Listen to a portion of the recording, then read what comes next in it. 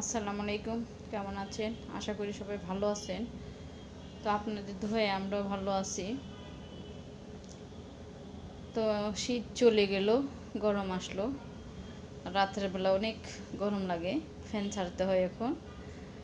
আবার দেখি শেষ রাতে একটু ঠান্ডা লাগে, তো আবার দেখি সকালে সেই রোদ ওঠে, গরম লাগে। এখন আর ঠান্ডা নাই।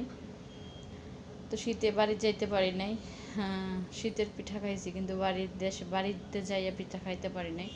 তো আমার দাদা অনেক অসুস্থ, দেখতে যেতে পারি নাই। কাজের প্রচুর প্রেশার, চাপ। আমার মারও ছুটি নাই, যাব কিভাবে? খুব ইচ্ছা করে দেশে যেতে, কিন্তু সেই সময়টা নাই।